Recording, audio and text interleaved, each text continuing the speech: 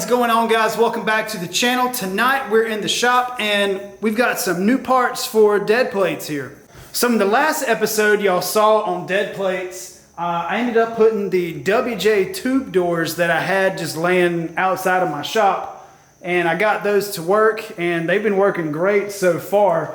But there's one major issue that I have that I really haven't done yet, and I was kind of waiting on this. I wanted to figure out my wheelbase, especially in the rear. So I knew I wanted to stretch this Jeep, but I just didn't know how much. So what I ended up doing was I flipped my leaf springs around backwards, and which it brought the rear axle about 5 inches. And since then, I didn't want to fully commit to a drive shaft because I didn't know if I wanted to leave the axle there. But now I'm like a week and a half away from the event, so it's gonna have to be what it is. Basically, I wanted to back the Jeep out of the shop. I wanted to kind of just do some test drives like around my little compound I have here. I took the rear drive shaft out of my J10 project and I just cut it down, welded it up, and basically that's what I've been using for a little bit, and it's been working pretty good, but it is definitely not something that I would want to take on the trail or on the rocks, mud, anything like that. But I have a solution for that. So whenever I was considering what drive shaft I wanted to run in the rear of this, I went to nobody else but Adam's drive shaft. So basically every drive shaft that I need, whether it's a customer's vehicle, whether it's my own, I like using Adam's because all you have to do is pick up the phone, tell them what lengths you need, give them a couple of measurements, put a degree finder on a couple of yokes, and they'll send you a drive shaft right to your door. Let's see, I think I ordered this one on a Thursday and I got it on Monday. It was either Wednesday or Thursday I ordered it, and I got it on a Monday. They are all the way in Las Vegas and I'm all the way on the East Coast in Eastern North Carolina, so you really can't beat that. I just like to say that if you are looking at a drive shaft for your rig, whether it's a daily driver, rock crawler, rock bouncer, anything like that, definitely check out Adam's drive shaft. They have everything that you would need. They have special yokes that you can get, basically everything that you would need drive shaft related and even more. And they have cool t-shirts. So huge shout out to Adam's drive shaft for giving me the hookup on this drive shaft. I really appreciate it. Thank y'all for supporting the channel. Now let's get to work. So hopefully y'all can see under here, but as you can see, all right, I think that's a little better. My flashlight started dying. But as you can see, this is a massive rear drive shaft. It's probably 4 inches in diameter, and it's pretty thin wall, and this would not, I mean, you can hear that. It's basically a thick Pepsi can, but this is definitely not something that you would want on a rock crawler. Just bombing around my compound and my family farm here, this is fine, but any rocks that would come in contact with this, it would just shear it just like the jaws of life. It would just cut through like a piece of aluminum or something. So all I did was I cut it and then just butted it up and just welded it pretty good. I'm just starting on the rear right here, turning the wrong way. And there's just enough room where I can get a 1/2 inch wrench in here. I can't put a gear wrench in there. That's kind of aggravating, but that's okay.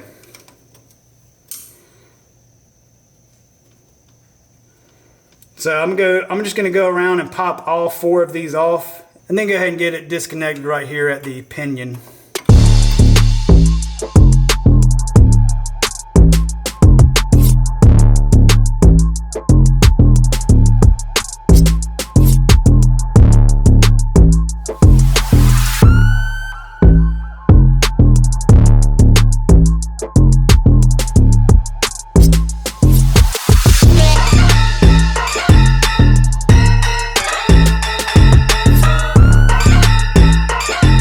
So I have the drive shaft out of the way, and now I'm going to take this yoke off the back, and these are a weird splined yoke.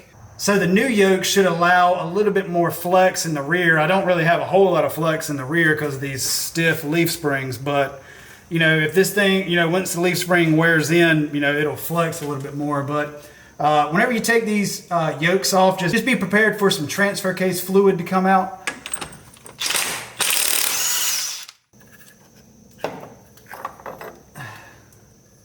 just a little bit.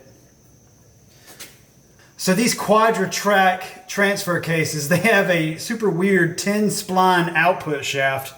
So I don't know if you can see, like this is the old one, but that's 10 spline right there. So that's kind of unusual, but I don't know. Good thing Adams had one in stock, so that's super convenient.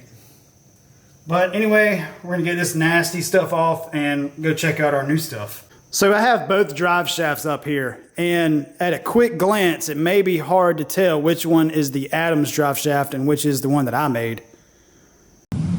Right. But obviously this is the Adams drive shaft, and because it's got the double cardan joint right here, not cardigan, like I've seen some people say. No, it's a cardigan, but thanks for noticing. This one is 1,000 times nicer, so you can see like the obvious differences at where this would contact a rock way before this one would contact a rock. And you definitely don't want that, so you can, I don't know if y'all can hear that. Yeah, that is way thicker. And if you're not familiar with drive shafts, this is what they call the cardan joint. And basically, there's some pros and cons to it, but mostly pros. So you get better angles. So you see how it's got like a joint inside that moves. And it makes it so where that this drive shaft can flex a lot more. There's a lot more grace involved, as where this one's just a old U-joint that, you know, that's all you would get, like probably like right there. Whereas this one, you wouldn't feel any vibrations going down the road. If you had like an extreme lift or something like that, you wouldn't feel any vibrations. Some of the cons that I can think of is there's some more maintenance to it, because obviously you got two U-joints, and then you got the joint inside of there that you have to grease. But honestly, the pros outweigh the cons so much more, it's a no-brainer. And yes, this would cost more than a regular drive shaft like this, but honestly, if you're putting together a rig and you don't want driveline vibrations and you want like a smoother power band to go into the rear axle, this is the way to go. It doesn't get any better than this. And look, they even wrote my name on it. You guys. And obviously we have the new yoke right here, and it's the 10 spline and everything, and it came with new U-bolts. So that's pretty cool. I don't have to use my old rusty ones that the threads are pretty much all the way gone. Man, I don't even want to put this thing in here. I just want to hang it up on my wall or something. But anyway, I'm going to go ahead and get this yoke in and get it torqued down, and then we can get the drive shaft in. Before I put this yoke on, I'm just going to do my best to clean everything up and just kind of inspect this seal. It looks pretty good. It's not like beat in or anything like that, so that's good.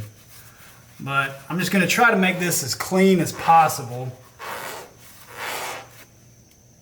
That's probably good enough right there.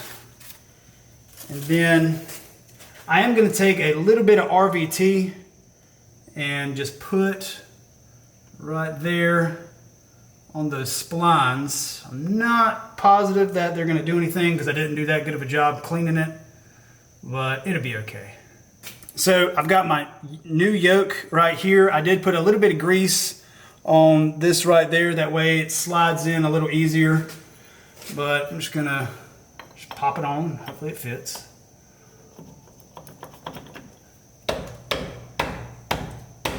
Yeah. What did I do with the nut? So on the back side of this nut right here, I'm gonna put a little bit more RVT. I'm just gonna use it as kind of like a thread locker, if you will. So I couldn't find the owner's manual in the glove box here, so I'm just gonna rip it down. So now I can put the drive shaft in. Hopefully I won't struggle too much getting it started. I'm just gonna put this up here. Let's see if I can get it to rest. All right, so putting the new hardware in. That one started.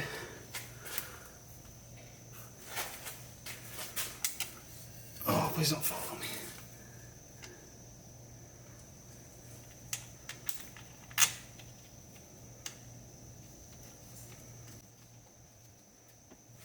crap, I forgot to grab the wrench.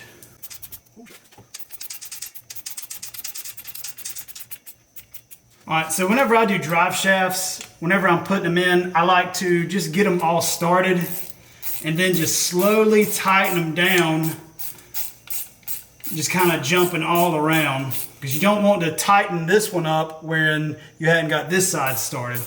So you just want it to seat evenly. So that one is seated, or it's started. Now I just got to get this one going.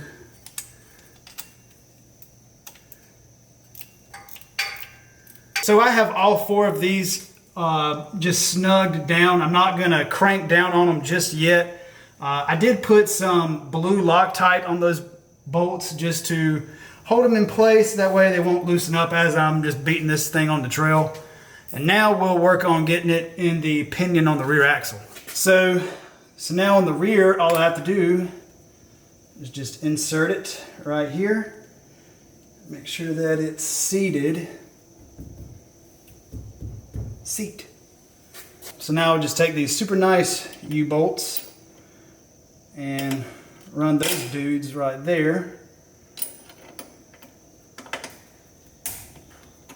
Then we'll put these lock washers on. I'm just going to do these one at a time.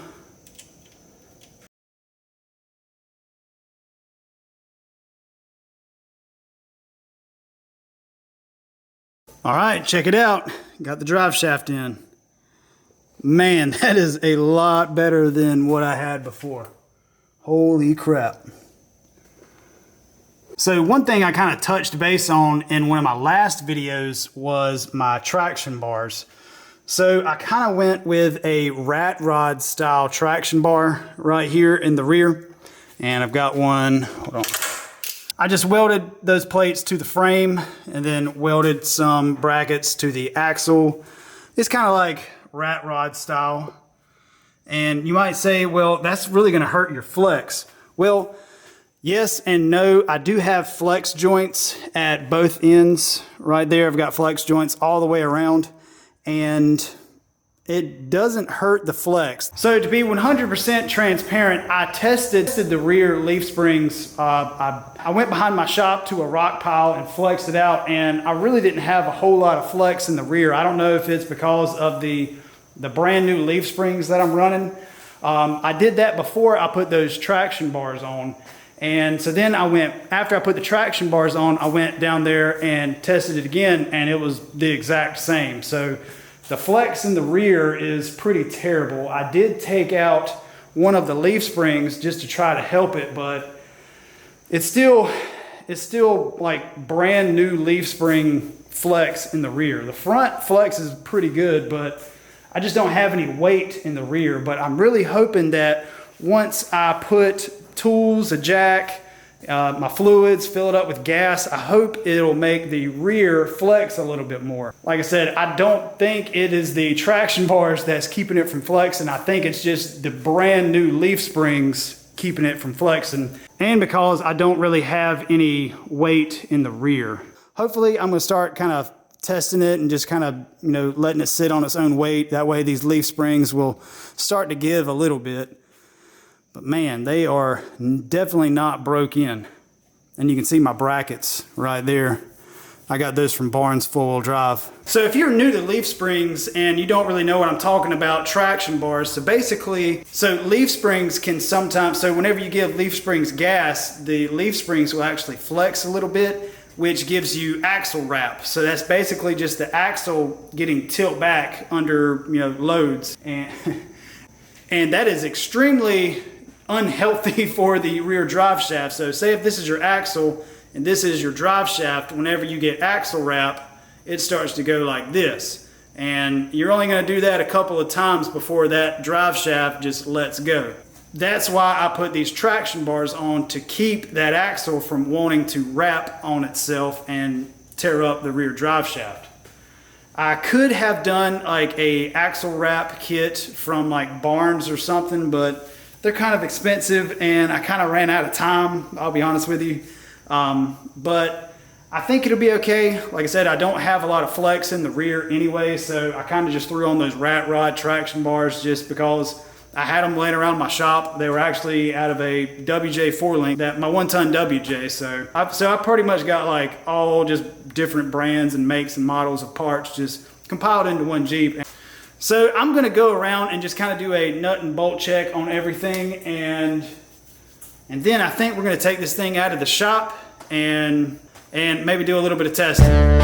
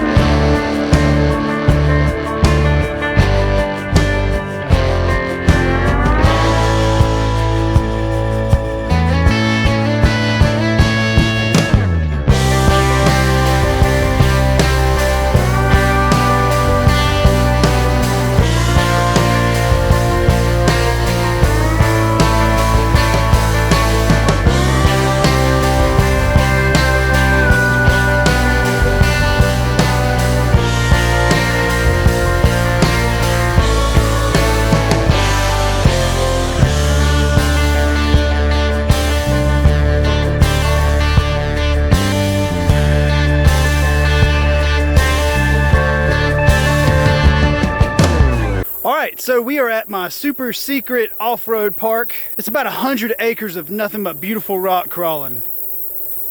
I'm just kidding, it's like half an acre. But we do have some rock piles that we're gonna be driving on. And as you can see, the front flex is just fine. The rear is kind of questionable. So hopefully, I probably should have put some weight in the back before I came down here. But anyway, I'm gonna kind of show you what we got going on. So I'm gonna put you all on the tripod, and then I'm gonna drive over some rock piles.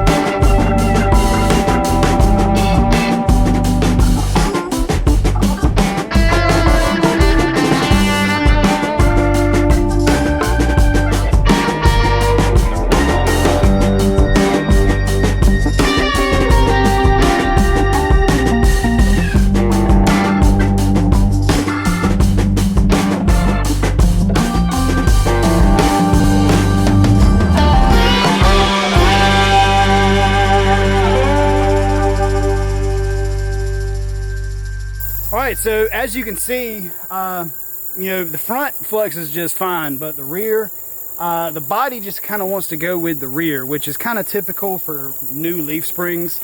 But hopefully they'll break in. I'm gonna keep messing around out here. I'm gonna keep adding weight in the back and just coming back here and just hopefully flexing it. So I'm probably gonna wrap up this week's video right here, guys. I really appreciate y'all watching me put in the drive shaft and do some testing down here. I need to clean some grass up down here. I didn't realize how bad it got. But if you don't mind, hit that like button and make sure that you are subscribed so you don't miss out on any further content on this thing. I've pretty much got this wrapped up as of right now, and I'm just gonna keep running through some little paces in here, probably pull it back in my shop and just kind of check it over everything, make sure I didn't bend or break anything like that. Anyway, guys, if you want to see this Jeep on the trail in action, make sure you check out BleepinJeep's channel, or you can look at the hashtag BleepinJeepbeastwars. That's where you can find all the videos on this thing. It'll be on BleepinJeep's channel, and it'll also be on my channel, 6 Feet Under Fab. So make sure you check out both of those channels, and we'll see y'all next time.